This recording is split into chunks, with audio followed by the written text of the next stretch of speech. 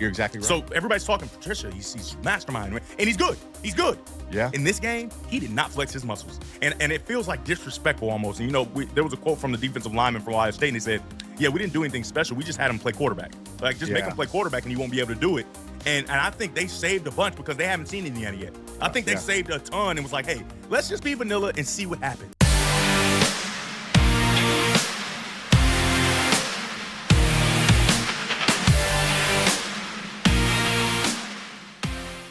Okay, this is the blueprint. I was listening to it earlier, and there's a couple things that I wanted to hit. So this is Devin Gardner and Jake Butt, both really talented on mic personalities. Is Monday, December 1st.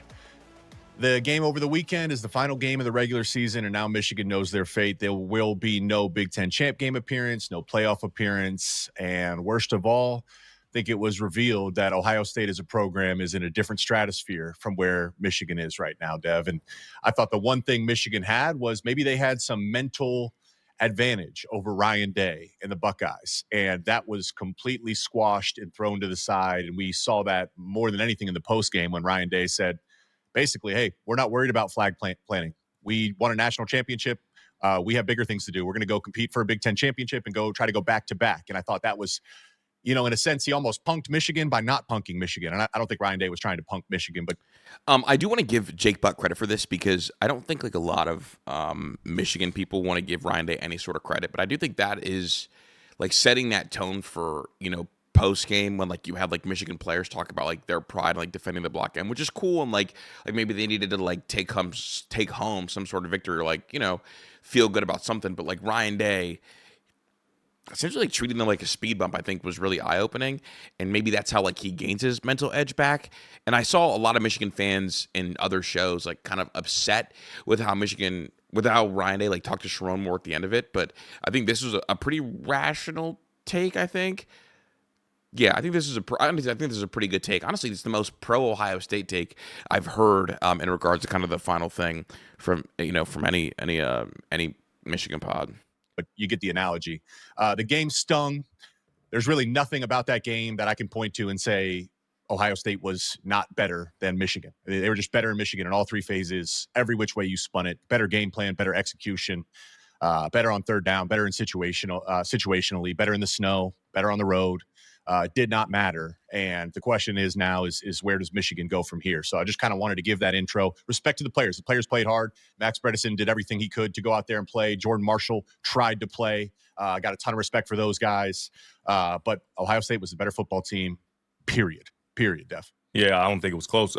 It's very terrifying, I should say, that it is. Ryan Day responded after the game the way he did. I think that's important, again, for him to say. And it's funny because when I heard this the first time around, I'm like, oh, shit. Like, I don't think people realize it. Well, here we go. I realize it. And I put out a clip. Shout out Terry for making me one, talking about kind of, I want people to, like, sit back and start to realize that, like, Ryan Day and this Ohio State team, they're, like, showing you all the signals of a young dynasty. And I think, honestly, like, the things that get in the way are like success and like, do you make the right staff hires? But like Ryan Day's mentality feels like it's in a really, really good place. And like Devin Gardner says the word terrifying because he sees it as well. And the other podcast I did, one of the guys talked about like, one of the things that he noticed about the Michigan coaching staff was that they were coaching this game scared.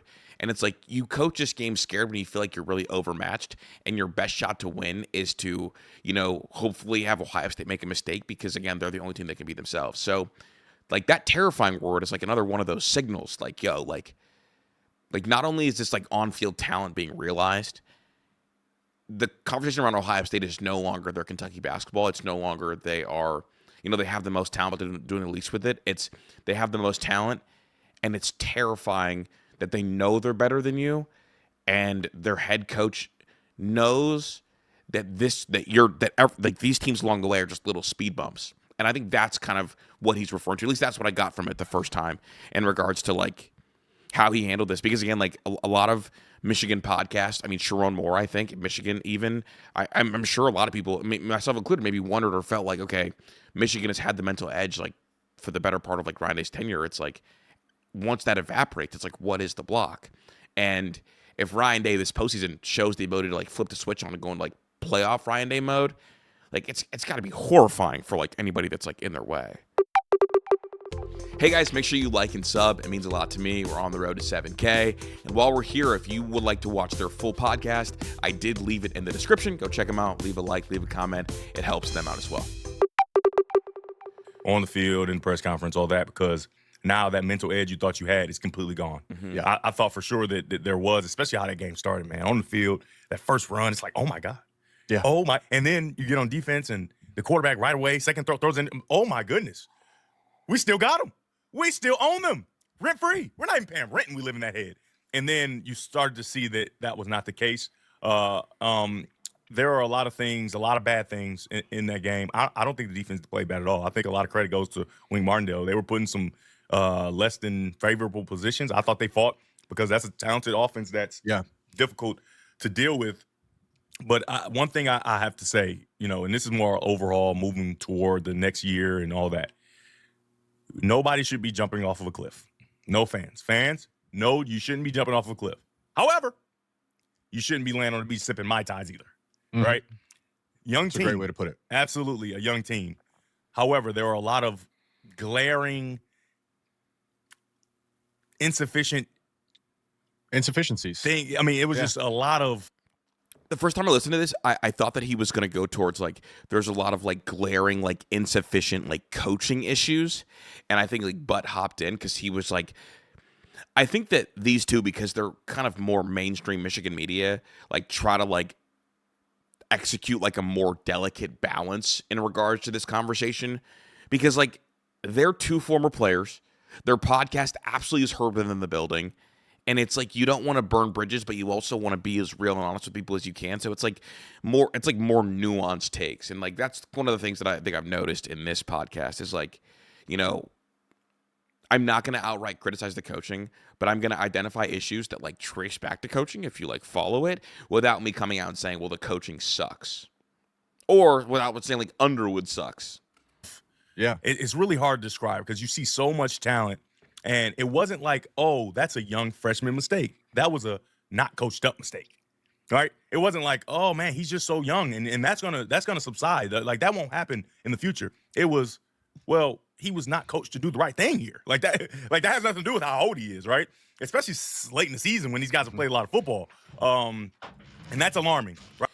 And that line right there, when I heard that, like that felt like he's addressing the people that are saying, "Oh, well, Bryce Underwood's young. He'll get better. He'll get better. He'll get better." I think like the Devin Gardner pushback, which I think maybe he contradicts himself a little bit later in this, and we'll talk about that. The Devin Gardner thing is like, well, yeah, like he's young, but he has to look like an experienced freshman. Like being a true freshman doesn't mean you look like a game 1 freshman in game 12, and that's what I feel like a lot of people maybe think he looked like. So. That's kind of one of my early takeaways from like the early part of it. Now I'm going to jump ahead because there's a couple things that I want to hit and want to discuss because I think it's important. But I'm going to let them keep going actually. Right, not alarming enough to jump off the cliff, but you should not be sipping Mai Tais. There has to be improvement in a lot of different areas. Chip Lindsey, I think, had an okay game. I would give him a C, a straight C possibly, because on first down, his variety was incredible. Of the first down plays before the score got to 27-9. There was 62% running, right?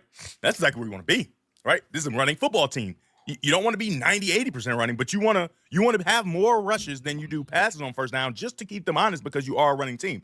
Now, another stat, and this is not Pro Football Focus. This is Devin Football Focus, right? I went through and looked at every second down before it became 27-9 when the game's pretty much over. 12 second downs, 10 were runs. Can't win like that, right? And everybody always talks about first down variety, and it's important. But in this game, second down variety was so much more important. 83% of the time, they ran the ball. So that means for Ohio State, if it gets to second down, they're probably going to run it, right? And so now you're putting yourself in these not necessarily opportunities that are conducive to your success because you're in second down, and now you're getting the third and long usually. Right. And that was a little disheartening. And so that's why the grade went down a lot. However, he dialed up a lot of different things, and Bryce just did not have a good. That's his crutch, and I have him too. I think I say "here we go" a lot. That's one of my big crutches. But like Devin says, however, all the time. It's like his like transition point. Sometimes you have to like grab that comfort word to like kind of pull yourself like across. It's like a paddle, right? It's like if I say however, it's like me like one big swing. And I think because I did some air checks once upon a time, I think that I like will lean back and like think about that a good healthy amount. And so I noticed it, but not that anybody even fucking cares about it. Good game. That's the bottom line. He did not have a good game from the very start. He did not see it well. And remember early in the season, I talked about a coordinator being handcuffed when he sees his quarterback isn't seeing it well.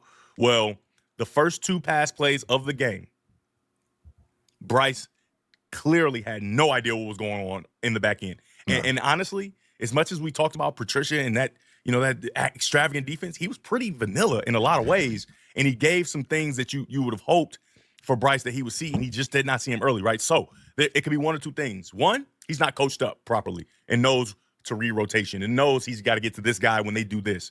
Or he's just not seeing it great, right? So if he's just not coached up, that's 100% on the coaching staff and Coach Lindsey and all that, right?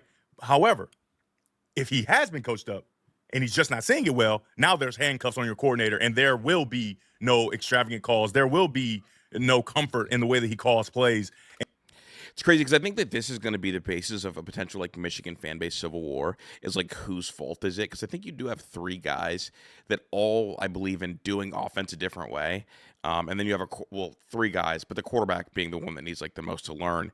And I think what makes it tough is that like your quarterback is now making coordinator money. Like $12 million for 3 years or $12 million for 4 years is like more than coordinator money. So you're going to have like the faction of people that like blame Lindsey. You're going to have people that blame Sherrone Moore, and you're going to have the people that blame Bryce Underwood. And in reality, like there's probably enough blame to go around. But like this episode, you're going to walk away feeling a way about Underwood and then wondering, okay, like if he's not seeing the field right, if he's not seeing the field the right way, like whose fault is that? Is it a him fault or is it a Lindsey fault? And the fact that he's like the number 1 player in the country, like those players tend to get way more of a leash amongst the fan base than a coach does. So, yeah. And it makes it super, which is weird. Not than a head coach, than an offensive coordinator. super difficult to play in the game. And so we'll have the picture. So again, I don't mean to cut in, but you have 2 things going on here, right? Like you have like Sherrone Moore is going to be living off that Bama win last year and that Ohio State win for a little while. Like that's fine. Bryce Underwood's going to be living off of like being like a Michigan legend when it comes to like high school football, and then also being the number 1 player. Chip Lindsey doesn't really have anything to live off of because I don't think Michigan fans care about what happened over there with Drake May. And there's enough for you to be like, okay, like maybe Chip Lindsey got like hired off of a regression because, Drake May got worse when Chip Lindsey was there over Phil Longo. Now that can be attributed to a bunch of things. But yeah. And I want to remind everybody, right? On the blueprint, we gave you the blueprint of where you want to pass the football. And almost 1,000 yards of passing against Ohio State in the middle. And we didn't do it nearly enough. Didn't do it nearly enough. And this is what Michigan did in the middle, right? So this is what Michigan did in the middle. And we talked about the 5 interceptions, the thing you have to guard against. However, Ohio State's defense gave up so much in the middle as far as completion percentage and yards and touchdowns. I've heard that like attacking the middle, the Ohio State defense a good amount. It's a good thing in practice, I guess. I wonder though, like with Ohio State being like so good up the middle, like how often do you want to test those waters with a young quarterback that's maybe not seen it that well, considering that Caleb Downs plays safety and Arvo Reese also spends a good amount of time in the middle. It's like, yeah, like that's a fun thing, but it's like also like, do you really want to test that area of an Ohio State defense? We wanted to try to get there, and I just want you to remember that before we get to the pictures in the next segment, like that is. So this is a good thing, like left, right, middle, middle attempts like 117, 172, 68% completion percentage, 137 or 1,200 yards, but the 5 picks. It's funny because like up here is like the highest rating, like up at the on the left side of the field, which I wonder if that's Igmanosin or Matthews. We'll never tell, but yeah, that 5 pick number should make it like really intimidating. Like here we go, 3 touchdowns, 0 picks on the left side. 4 touchdowns, 5 picks, 2 touchdowns, 1 pick. I would argue that the left side might be the side for you to get some. That middle just feels so dangerous because, yeah, that's a lot of yards, but that's also like super shark-infested water, as that interceptions number would tell you.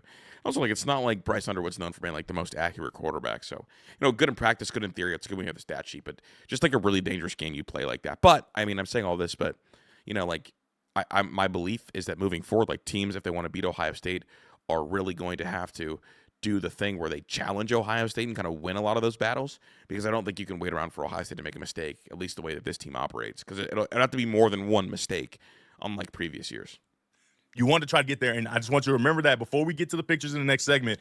Like that is so important, because there are a lot of misses in the middle, and not misses, missed throws, misses where you just didn't recognize the middle would be open. And, the blueprint gave it. We gave the blueprint, guys.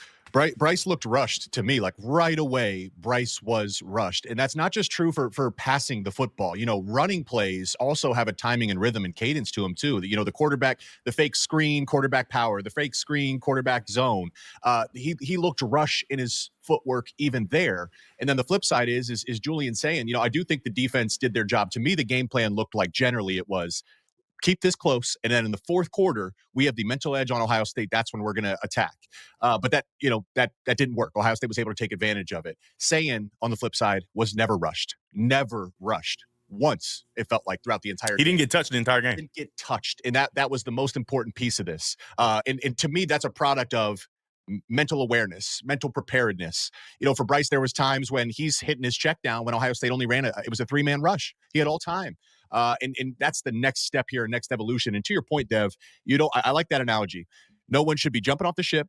No one should be sipping Mai Tais. But what the tough part about this game, and it's what makes this rivalry so special, is it's a benchmark opportunity for both programs. The truth is, Ohio State and Michigan, we are considered the kings and the leaders of the Big Ten Conference. These are the two teams that run the conference. And that's just like a fascinating thing, because like you could take it a bunch of different ways. But I think honestly, like with the way Michigan is trending, I don't know if that's going to be the case unless they get like a real bounce back. And I know obviously, like, I'm going to comp this to the SEC real quick. Like, Michigan won their natty, but like I think nationally, based on everything I've heard, they don't really have a ton of respect from like places outside the Midwest, and even within the Midwest, there's like a very clear pecking order currently moving forward, and like Michigan's not in it. And I think a large part has to do with the fact that I don't think a lot of people think that Sharon Moore is a frightening head coach at all. I mean, the one coach that he kind of had the mental edge over was Ryan Day, and it feels like that's kind of been evaporated. So to me, it's like when LSU won their national title, but then like we saw them go on a very unsurprising downside after that unit, after like they kind of got gutted by the draft and all that, and the staff kind of left too. They didn't feel like, even though they won a natty, they didn't feel like the conference like ran through them. They didn't feel like they were one of the two tops in the conference. It felt like Georgia and Bama, and obviously like it still kind of feels like that with a team like Texas kind of like lurking. And I think that like with this trend, because Michigan is trending the wrong way, it feels like, and optically, like they're not that intimidating of a team given like the way they lost to Oklahoma and the way they lost to USC. I think that a lot of people feel like the Big Ten kind of runs through Indiana, Ohio State, and Oregon. And people are going to say, well, Chris, like Oregon and Indiana don't have kind of the brand that Michigan does. And my pushback would be, okay, yeah, they don't have the brand, but it's about who's getting hot right now. And when people in other conferences and within the conference look at Ohio State and they look at the challenger, they don't look at Michigan as the challenger. They look at Oregon as the challenger and Indiana as the challenger. And I know that, like, obviously Michigan's the most recent team to win a national title, not named Ohio State in the conference. But if Michigan goes through a run where they miss the playoffs next year too, then I think people are going to continue to look at Oregon and Indiana more as, okay, if anybody in this conference is going to challenge Ohio State, it's going to be those two teams, not Michigan. And I think that is maybe a tough pill to swallow, because I think Michigan people tend to feel like they're one of the top jobs, like they're one of the top destinations, and their brand is so big that it could supersede and then go through droughts in terms of kind of their on-field performance, and people still feel like the conference runs through them, which it doesn't. The same way like the LSU brand was huge, but no one feels like the SEC runs through LSU, even after 2019 when things kind of went off track in 2020, 2021. Ohio State will always be measured against Michigan. Michigan will be measured against Ohio State. And if you're looking at it from that standpoint, Michigan has a significant amount of ground to make up. And I'd even remind, because, okay, this is a young Michigan team. Ohio State lost how many players to the NFL? Completely replaced their defense, their offensive line, freshman running backs, brand new type. And that's also why it's different, right? Because like Ohio State and Oregon in particular, there is no like rebuild years. It's reload. With Michigan, there's like clear and obvious like rebuild years. And the fact of the matter is you're kind of split down the middle, like in the fan base of like success or not. And the really optimistic fans like, no, this is exciting. But like this would never fly at Ohio State. Like never. even when they were young and losing to Michigan, it was only like their first or second loss of the year, and it's still like this is not good enough. And so I think that's kind of where they're just a slight notch below right now, but they're still a dangerous team, I think, because the brand is so huge. Tight end room, brand new quarterback, all their coordinators. That's just the reality of football when you're being a great program. And though I think Michigan certainly took strides this season, this was a very revealing game across the board for Michigan to say further strides significantly need to be made, Dev. Yeah, I couldn't agree more. The young excuse, we actually a few weeks ago on the show said that's done, right? You're at the end of the season. There is no more, oh, he's young, right? But end of the year, all these freshmen are sophomores, especially with the early enrollee stuff. That excuse could be made for Ohio State, but somehow it didn't hurt them, right? They got a young team, and so when you think about that, and you think about Michigan and Ohio State being the benchmark for each other, that's not encouraging, right? Because they're young, but they're on their way to the national championship. And so they're just going to get better, right? They're just going to get older. You know what I mean? And that's momentum too, Dev. Yeah. That's that's the hard part here. Mm-hmm. Well, not just momentum. I think what Dev was trying to say is like the young players at Ohio State are getting more and more experience and like more and more practice and more and more time to grind it out because they're going to go on these deep playoff runs. Essentially, like they're going to get an extra it's like a double spring almost. Like you get 2 spring periods for these young guys because they get to go through the playoffs, which I think is really encouraging. I think but kind of like skip past that a little bit about like how much extra football that is and how like Ohio State was able to replace all of those, guys because they got so much extra practice time like going through the playoffs. Like they'll kind of get that again because Ohio State's going to be a place that like has to replace a lot of those guys. It certainly is. You look at it. I'm looking at it saying program momentum too. Like everybody wants to come to Ohio State. Like when they want a natty, like it's so easy. Like Zach always talks about how easy to recruit it is. Like coming off a natty and like coming off a 2. Oh, good God. Chip Kelly was a head coach and chose to go to Ohio State. This is what Nick Saban was doing at Alabama. Matt Patricia chooses Ohio State. Caleb Downs chooses Ohio State. That's momentum. And if they do go on and win a Big Ten championship and then another national title, that is really hard to break up that momentum if you're Michigan and you're playing catch up in a sense. Special teams is another for Michigan. You have to win in the margins. That is the one thing that stood out to me, Devin. The margins. Special teams. Zavada did his job, but field goals aren't going to beat Ohio State. Yeah, when you get a big run like that to start the game, you get all the way down and then you don't score, and then you get an interception right after that. You've got to get a touchdown at least on one of those. Have to, if not both. But at least on one of those, and it's so funny. I was talking to the producer of the Big Noon crew. We were sitting in the end zone, and it was on the second opportunity getting down to try to go get a touchdown. And we're talking. I'm just like, field goals aren't going to do it. They have to get a touchdown. And they kick another field goal, and it's groundbreaking insight. And it's funny. It's like, and I don't want to poke too much fun at it, but it's like one of these things that like tends to happen. And I have my own theory on why, but it's like, all right, I'm going to say something that's probably pretty common sense, but I'm going to package it around. I was talking to the producer at so-and-so, I was talking to this person, and then I'm going to drop this like really elementary, like piece of football. When you get to the red zone against Ohio State, you got to score touchdowns. It's like, that's not really groundbreaking, but like with that kind of packaging, it's like, oh yeah, like, he looked around and and it just doesn't hit the same. Like if I say, oh yeah, I was on the couch with my boys and I was like, oh yeah, like field goals aren't gonna win this game. Like they looked at me like, no shit, Sherlock. It's just like I've already seen that Bryce isn't completely comfortable. You've got these 2 gifts and you don't capitalize fully. And then you get the stop down. Oh my goodness, that defensive hold on the goal line was about as impressive a defensive hold as I've ever seen. Now, Barham has to do a better job because he should have been thrown out the game. That's 100%. Michigan fans, I don't know how they feel about it. He should have been thrown out the game. I was standing right in the end zone, and not only did he so the first swipe is kind of like I don't know who that is. Get off me. Usually you get thrown out because they don't care if you didn't know. Touching the official gets you thrown out. Right? Yeah. So you swipe. He didn't see him. Fine. You swipe that. Ain't nobody. Then you looked at him and you swiped. It's like, okay, he should have thrown you out. And then you headbutt him. It's like he finally throws a flag and he doesn't throw you out. We have to thank our lucky stars for that. And that referees, we need to thank your lucky stars. But honestly, like it was almost worse to not throw him out because like not only are you going to have to stay in this game, but like we're going to drag you to like the deepest waters. And good luck. So I know he did a good job on that drive, but like one of the worst things is like to feel your team being absolutely suffocated. There's nothing you can do, and that's what he had to go through because he did not get thrown out of the game. Send him a postcard because like not even headbutting the ref, and you still gotta take this. Pause. if somebody headbutts me, somebody especially as big and strong as that, with his helmet and on my nose in the freezing cold, not only am I going to throw him out of the game, I'm going to be trying to find him after the game. Yeah. I need to find him. We need to find him and see what we can do, because that was incredibly ridiculous. Ridiculous. Yeah. And he didn't get thrown out, so that was great. But that goal line stand, man, as much as that was a idiotic move by Barham, he was a catalyst in that goal line stand, and he was so violent. Yeah. And that could have I really thought that would propel Michigan in this game, because it's just like, you're down in the goal line. This is why Ohio State can't beat Michigan. They can't get a yard. Yeah.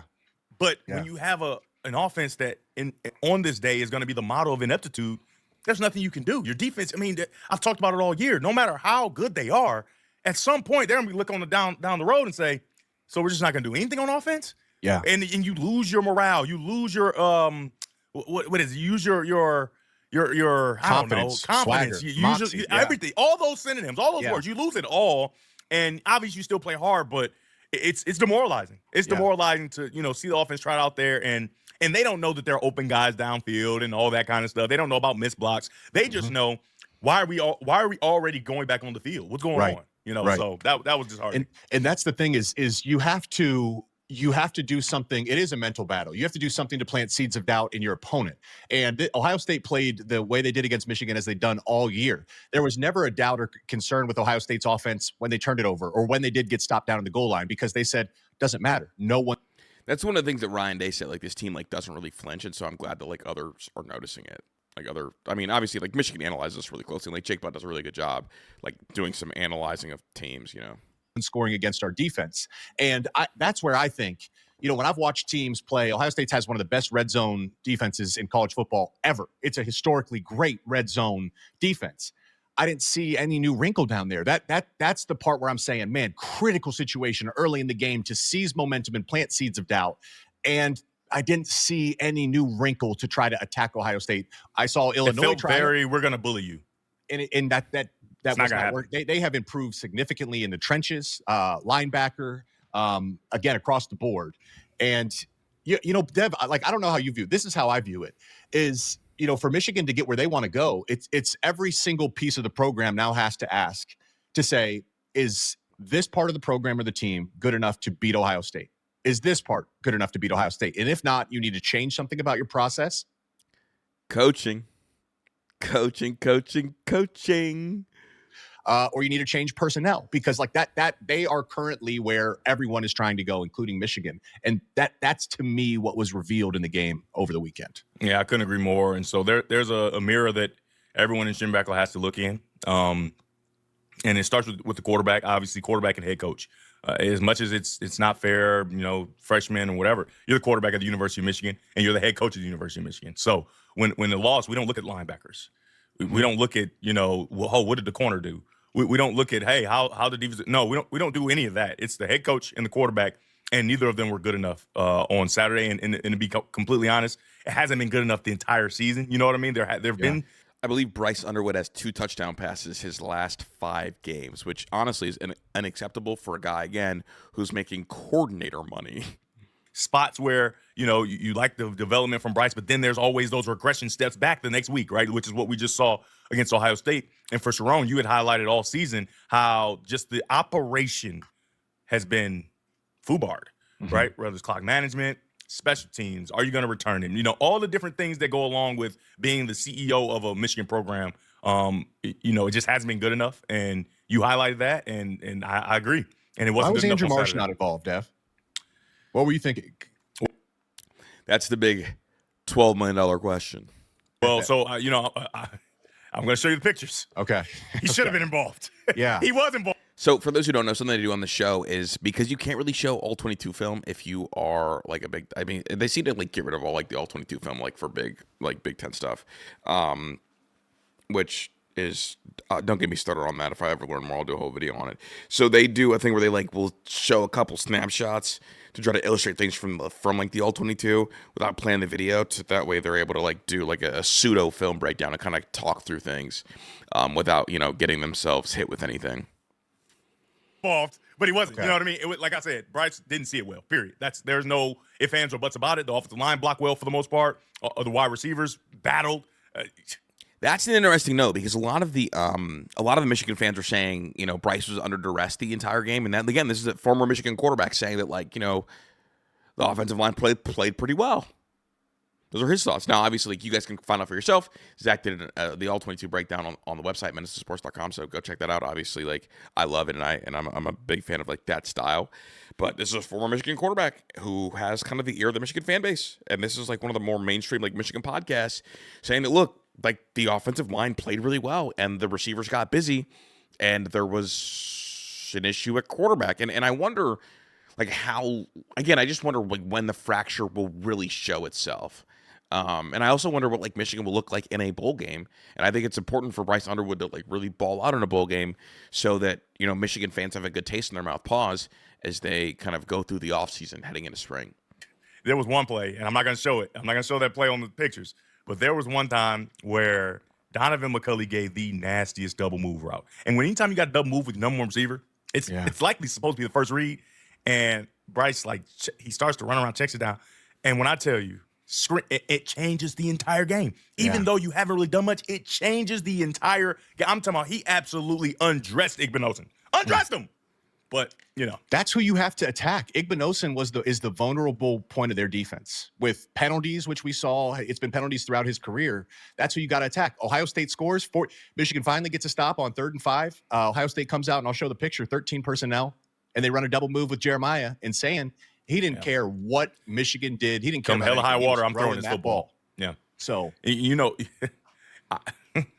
you would have saw this route, it was so nasty. It was Jeremy Gallen-esque. Remember Jeremy Gallen used to run those double moves in TTO? Just always a double move over the top, embarrassing some corner. It was so good, and you could see the disdain for Donovan McCulley. Just I just gave my best stuff against their corner, and I didn't even get looked at. Yeah. That's again, that's a point for all the people that say, Donovan, the receivers did not play well.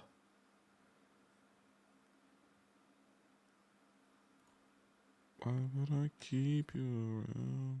That's demoralizing. Well, look, let's take a break here. We'll get to the pictures, and when right blue the season really All together the key details for gets as a major impact on. I like their full breakdown. I wish he would move the thing down. Just kind of covering the chin. Got the trophy up top. Okay, Mr. Butt. Games, those play cover for the blueprint. Let's step aside. Google fall finish objectives of football rule change. Oh, is he sitting? Is he doing the show from a sofa couch type? That's kind of crazy. Huh. Okay. I do like the little sign in the background. I was thinking about getting something for back behind me, but I like the orange light. Just impacted the season so far. And they outgained. It technically was a positive play, but it's not what you want. We've been doing it from the beginning of the season to now, and it's tried to. One of the things they do on the show, Michigan falls to OSU. Dev stresses process over result. So he does the thing where he breaks down plays, and even if it's a positive play because you do whatever, it's not the right play. And that's what he's going to talk about here next. And then I am excited. The one thing I do want to get to is is Sharon Moore the right man for the job? I'm excited to get their thoughts on that because I have I've listened to this impartial, but I'm excited to talk about it because I don't think he is, and I think it's pretty obvious he's not. But I do think he's going to continue to ride off of the Ohio State win a year ago and the win over Alabama, I think, have done so much for him in terms of not completely severing his relationship or his reputation, to guard against some of the mistakes that you would see in the future. Well, I don't think they were listening, right? So we're going to do it again today. Things are so. Let's give a reminder of where the blueprint lied to attack. So Devin Gardner's a big believer that you should attack the middle against Ohio State. So while I do think that's kind of dangerous and maybe disagree slightly, I can understand the sentiment. Ohio State's defense. All right, you can see that they're in the middle. 3 touchdowns, the most of all the areas, 997 yards, by far the most. And then a 72.9 completion percentage. He's got a great dynamic mic. To be able to yell like that and have it not peak at all is exceptional. Got to have a heart limiter too. Also very, very significantly more than on the left or the right. So just keep that in mind as we go through these pictures. Let's go to the first play, please. So this is just a number count, right? You got 3 Ohio State players at the top over 2 Michigan players. Now, there are a lot of things in play here. 1, 3 over 2. Simple math, go to the other side. 2, it's 2 tight ends versus 3 Ohio State players, right? Now, if it was Colson Lovin last year, might have action. Yeah. Your 2 best wide receivers are 1-on-1 with 2 DBs. That's 2-on-2 with your 2. I need Jake to not breathe like that during the breakdown. Keep it silent, big dog. Best wide receivers on the same side with no help over the top. Jake, you've never thrown a football as a quarterback in a football game, right? Yeah. Where should you be? You got to go down to your receivers here. So okay, let's think of it like for math. If you're just a math major, where should you be? Down to the bottom. Okay, let's do if you're just a matchup guy. You just want to throw it to the best players. Where should you be? Down to the bottom. There's no scenario in which you should be at the top. However, if you peak the top, I'm fine with that. But you should automatically know I've got to get to the bottom. Next picture. And if you get to the bottom, remember you talked about Marsh. Why wasn't he a part of the game? He is a part of the game. He's right there. Right? And he should have the football in his hands. Oh, my. But, and I'm just telling you, he gets this football, it's going to be nice. And you can see Donovan McCulley right now, he's doing a more from the inside, right? Remember we talked earlier in the year, mandatory outside release. Now, when you're in the inside, you have to make sure that overhang can't sprint out underneath the hitch route. So he's doing a good job of essentially sacrificing himself, getting vertical. And guess what? When he passes there, right, he might be open as well, but the ball should be out. We shouldn't even think about getting to McCulley because the ball should be out to number 4, catch, throw, be done with it, and you're going to have a big play. However, doesn't do that, checks the ball down, and we actually get 10 yards on this play. However, moving forward, that's not going to be conducive to success, right? Not playing the game the way it should be played is going to lend to later in the game, like we talked about in Northwestern, like we talked about in Oklahoma, all these different places. Later in the game, later in the season, you're going to have real issues because you think this is a good play, and this is not a good – this is a minus in my opinion, right? Even though it's a 10-yard completion, one of the best completions of the game, it is a minus because the ball should be out right now.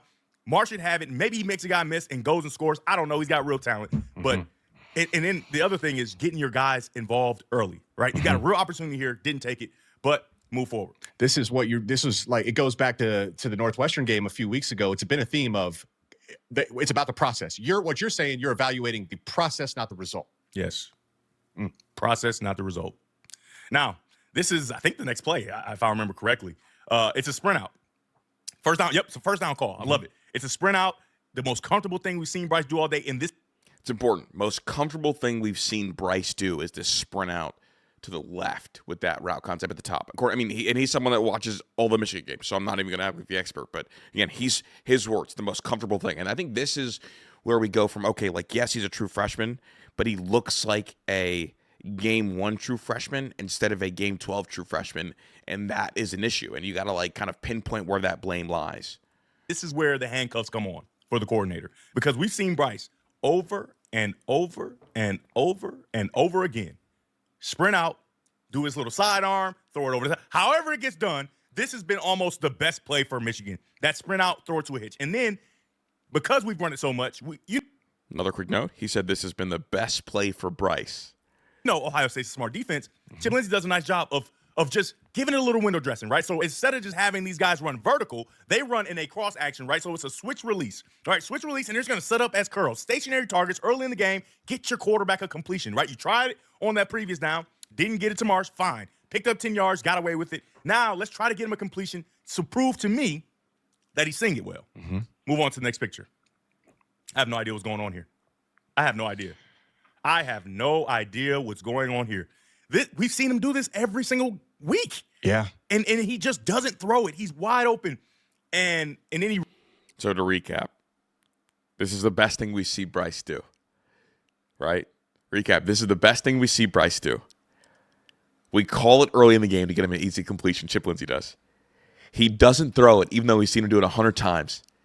That means that he was scared and the moment was way too big. That's what this is. Because if you've been doing something the entire year, like that's your bread and butter, and you're out there and you're seeing it and not trusting it, you are absolutely scared, meaning early in the game, I'm sure that, the Ohio State defense was like, oh, he didn't throw that. We've got to have the mental edge on him. Now, one of the other shows I did, I think part 1, I heard Johnny Olden say, he's out there playing scared. I think this lends a lot of credence to that. Again, we're talking about a Michigan guy saying that this is the bread and butter. He does this every single week. And yet against Ohio State early in the game, trying to get you a completion, and you still don't let it spin. All that talk about I can run that state or whatever, it's over for Ohio State. The pressure may have eaten him alive. He runs and he picks up a few yards, so it's technically, again, a positive play. But for the coordinator, you have to empathize, put yourself in the shoes of the coordinator. You've called a hitch that would have garnered a first down, didn't throw it, checked it down. Then you call a sprint out, get him on the edge. He has a wide open, again, number 1A, 1B wide receiver, and he doesn't throw it. That is crippling. This is a bread and butter play. When I saw this, I was on the field. I said, this is a bread and butter play, and he did not pull the trigger. I don't know how any Michigan fan watches this and doesn't have all the internal panic going off in their brain. It's going to be a long day. I think this game might be over. Because I think that's either, because it's one of two things. Either the mental thing was too much and is scared and under too much pressure and big games aren't him, or it's a regression. Both are, it's a lose-lose situation. Unless you want to just, head in the sand and say, just a bad day at the office. Right? And it's because, like you just talked about, I'm process rather than result, right? The result is actually a positive first down play. It's actually a very productive first down play. But the process is just not there. And this was a microcosm of what we saw throughout the entire game. I think this is one of the base play. When you're talking about offenses, we've seen Michigan run this play probably once or twice a game every single week, and it's been completions on that exact route. They got exactly what you want. You're exactly right. Yeah. You're exactly right. So everybody's talking Patricia. He's mastermind, and he's good. He's good. Yeah. In this game, he did not flex his muscles. And it feels like disrespectful almost. And, there was a quote from the defensive lineman from Ohio State, and he said, yeah, we didn't do anything special. We just had him play quarterback. Make him play quarterback, and he won't be able to do it. And I think they saved a bunch because they haven't seen Indiana yet. I think they saved a ton and was like, hey, let's just be vanilla and see what happens. Yep. And because it worked, they were able to just stay in these scenarios, and guys are open all day. This should be terrifying. You have, again, former quarterback at Michigan talking about how scared Bryce Underwood was, and then saying that, Matt Patricia didn't even flex his muscles, and it's almost more disrespectful because in a must-win game for the legacy of Ryan Day, Matt Patricia, the defensive coordinator, is not doing anything to kind of mix it up and confuse Bryce. He's holding off showing things for Indiana by keeping it vanilla because they didn't have to do anything. That's a horrifying sentence. And I think, honestly, it leads credence to, what Devin Gardner said earlier in the game, how terrifying it is. What Devin is suggesting is that Matt Patricia, who's being widely considered, at least this season, the best defensive coordinator in the sport, kept it vanilla against Michigan, and they still put on a defensive masterclass. Terrifying. Very saddening, but move forward. Let's just be vanilla and see anything special. We just had him play respectful almost. He's good. It's disrespectful. Matt Patricia kept it simple because they knew they could beat him keeping it simple. And again, a must-win game for Ryan Day's legacy. Exactly right. This Michigan-Ohio, I keep pausing. This Michigan-Ohio State game is supposed to be empty at all. Ugh. Yeah. You're exactly right. So everybody's talking Patricia. He's mastermind, and he's good. He's good. Yeah. In this game, he did not flex his muscles. And it feels like disrespectful almost. And, there was a quote from the defensive lineman from Ohio State, and he said, yeah, we didn't do anything special. We just had him play quarterback. Make him play quarterback, and he won't be able to do it. And I think they saved a bunch because they haven't seen Indiana yet. I think they saved a ton and was like, hey, let's just be vanilla and see what happens. Yep. And because it worked, they were able to just stay in these scenarios, and guys are open all day. It's very saddening, but move forward. Again, that is the most telling thing that I've heard in this whole pod. So, yeah.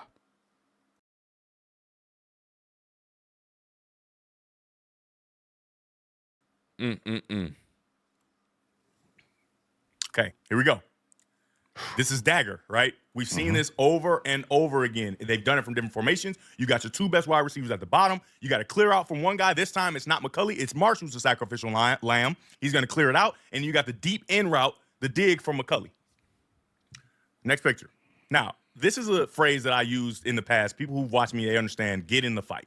We haven't used it much this year because there's not a whole bunch of drop back pass, right? It's more quick game and you're not able to really get in the fight. Maybe you've said it maybe once or twice this entire year. Well, in this scenario, this is a perfect opportunity to get in the fight. And you're probably wondering, if you don't know, what do I mean by get in the fight? Where you climb into the pocket, right? The pocket is being formed by the offensive line. You climb into the pocket. And when you climb into the pocket, good things happen, period. Whether you climb and you can find a lane to run, whether you climb and it's clearer for you because no guys are in front of you to make the throw on the dig or whatever the case may be, it's an opportunity for you to find guys and create a positive play through the process.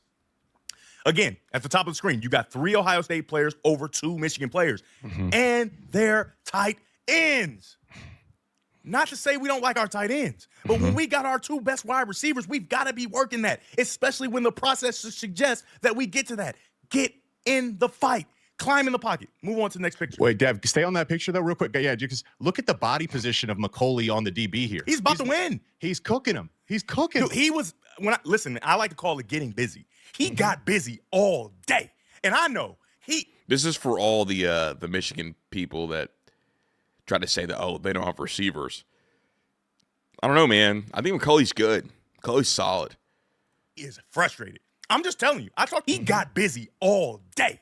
And I know he is frustrated. I'm just telling you. I talked to him before the game. I said, listen, you got to get busy on you. He said, what? Oh, my goodness. Because apparently he saw something. I talked to him before. Got busy You could feel him say the N-word here without saying it, you know? Just wanted to. All day. And I know he is frustrated. I'm just telling you. I talked to him before the game. I said, listen, you got to get busy on you. He said, what? Oh, my goodness. Because apparently he saw something on film that maybe the rest of the country hadn't seen. And he made good on that. He won over and over and over again. I'm just telling you, he made himself a lot of money. Now, didn't get all the opportunities, but the powers that be that make the decision, they're going to see against some of the best corners in the country, he got busy. Same with the young guy, but he has a ways to go before he can even go think about going to the NFL. So let's move on to the next one. You're going to see how bad he cooked him here coming soon. You can see, if you get into the pocket, which is formed perfectly by the here coming soon. Right here, McCulley, slide 1. Ah, yikes, he did kind of have him. You can see. I mean, that's the middle that Devin was talking about. If you get into the pocket, which is formed perfectly by the offensive line, I think that we can't let that not go noticed. Right. The offensive line did a really nice job against this really good defensive line. If he got in the pocket, it is a clear window, and he makes his throw every day of the week. You want to know why I showed you that picture of where the Ohio State defense is hurt in the beginning? Because of this. This is you see where he's going? Yep. And this is why they give up so much, right? I don't know what it is. And I'm sure Indiana knows, and I'm sure they're going to hit the middle quite frequently. This has to change. This has to change. With good protection, you got to climb in the pocket. Let's move on to the next picture. Just show you a different view of you should be done with the left. The left should be done as soon as you, like I said, you can take a peek, but in rhythm, you have to climb into the pocket. This is for those who believe it was all the offensive line's fault.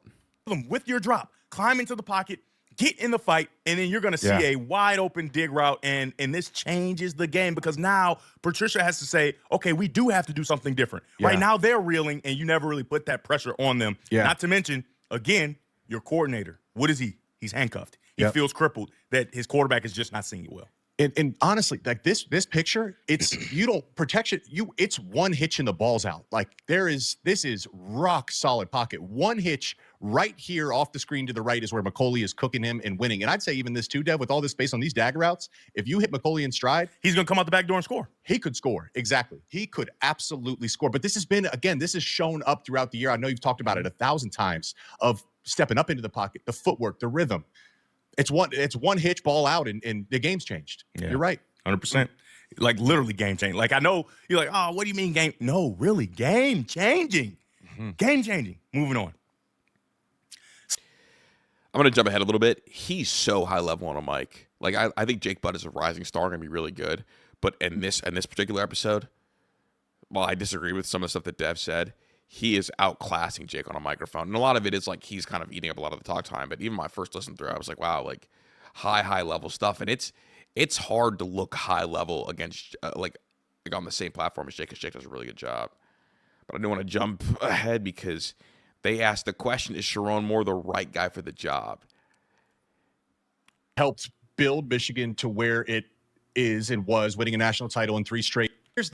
And because of a lot of things we've seen throughout the season, the regression a lot of times from Bryce Underwood and the clock management, different things like that. Jake, you have an opinion, and the floor is yours. So here's the thing. When this kind of question gets asked, I always like wonder, okay, like how close are you to Michigan, the university? Like, what's kind of your relationship with some of the guys in the building? Obviously, like this is one of the bigger Michigan podcasts, as it should be. And my head goes to like, okay, like watch the wording when they answer it. Do they answer with a chance to like give Sherrone more like time for development? Do they answer it like he's on the hot seat? Or do they answer it with like names of who they would rather have instead of Sherrone Moore, without actually answering the question, as a way to kind of steer you down that road? And like what kind of engagement do they want from you in the comments? I think is the other big part of it. Dev, on one end, Sherrone helped build Michigan to where it is and was, winning a national title in 3 straight. Joe compliment Sherrone Moore, and then it comes with a but. More awards and Big Ten titles, and it was he had the support of Jim Harbaugh to be the continuation, and that continuation allows for stability. He's done a good job of recruiting, but the truth is, and this is not just for Sherrone, this is true for anybody, he's a young head coach, hasn't had a ton of opportunities to network, hasn't been able to fail at smaller places. Like Cignetti is a great example. Of course. So he's going to talk about like how like when you are at this kind of level and like you fail, it's like so public and it's so hard and you're getting so much criticism. I had this same group of beliefs when it came to Ryan Day. Ryan Day was having to learn at a premier job. And I think sometimes that's hard. And honestly, sometimes that like can cause a coach to fold up a little bit. Because I think coaching development is like such a long, like non-linear process. But when you're at a big school like Ohio State, it has to be linear. And then also like we watch coaches who are really developed, like struggle, and it's not linear even when they're pretty developed, like guys like Brian Kelly, guys like Lincoln Riley. No, Lincoln Riley kind of is up and down. It's definitely not linear, but like we see guys struggle even when they've been really developed as coaches. So it's one of the things that like your first time, like it's hard to kind of deal with all the body blows, I think is an important point. And again, like Ryan Day was developing as a head coach while being held to the standard of Urban Meyer. And I think that's like so hard and not fair.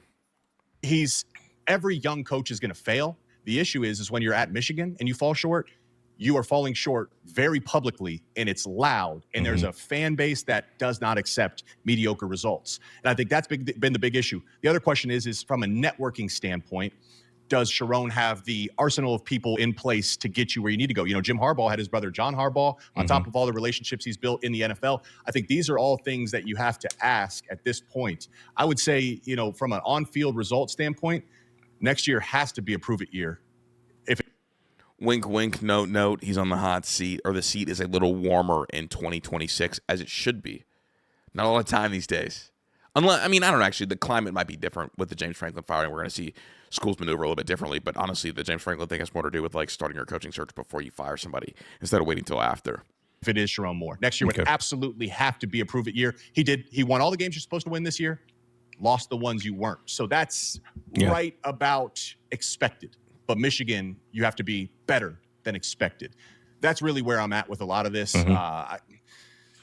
What's your thoughts, Steph? I was in a group chat and somebody presented this. He said, if we were to get rid of Sherrone Moore, Michigan will be not even going to answer the question. number 1 destination for a coach. Sherrone Moore would not be a candidate for a Power 4 job. And I think that tells a lot, right? If Sherrone Moore were to be let go, he would not be a candidate for a Power 4 job. That nobody would be beating down the Sherrone Moore door. You saw James Franklin a week later, right? He's the coach at Virginia Tech. That wouldn't happen for Sherrone Moore. However, everybody will be trying to leave wherever they are to go be a part of what Michigan can possibly do with all the talent. And I think this is a hint of delusion about what the Michigan job, how Michigan's job is viewed. And we're going to get to like the name that he floats out there. And then a young quarterback like Bryce Underwood. And so if that were to happen, a lot of fans want to know names. Who is it? I think you do everything you can to get Joe Brady. He orchestrated at LSU. 2 parts. Just real quick, Joe Brady is not coming to college football, and Joe Brady 100% would not come to Michigan. LSU is probably a better job than Michigan, and he turned down LSU. Joe Brady does not want to teach the language to a quarterback every 2 or 3 years.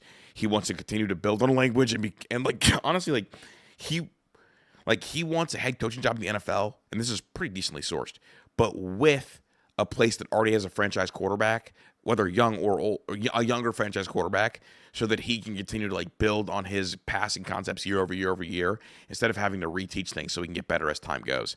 And that doesn't happen in college football, because obviously the most you can get a guy for is 4 straight years. And honestly, if he's what you wanted to be, it's 3 years. So Joe Brady would not take the Michigan job. First of all, not a good enough job. Second of all, not what he wants. 2019, historical, right? Everybody forgets. Funniest thing about the 2019 thing is I do give him a ton of credit, but also he didn't call the plays. He orchestrated LSU in 2019, historical, right? Everybody forgets.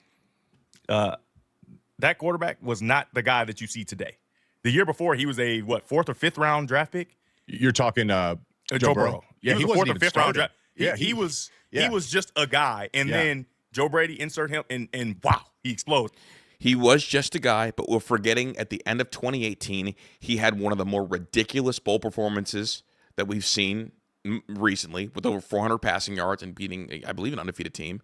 And then also that year, he turned it on and beat Georgia. So he showed flashes. The bigger issue I think they had at LSU was some surrounding talent, especially in the offensive line. But yes, Joe Brady helped.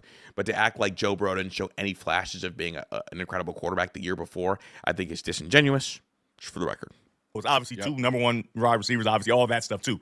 However, he's in the NFL now. Josh Allen, he's struggling with turnovers. He's doing all these different things. Man, he's so talented. But it's just what is he thinking? What is he doing?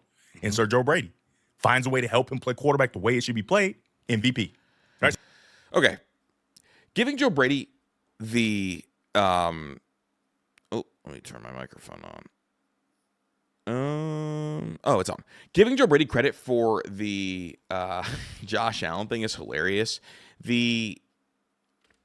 So Josh Allen has had, I believe, 3 different coordinators since he's been in the NFL, and those coordinators have been quarterback guys and coordinators have been Dable, Dorsey, and now Joe Brady. Now, look, Joe Brady's been awesome recently, and Joe Brady has done a really good job.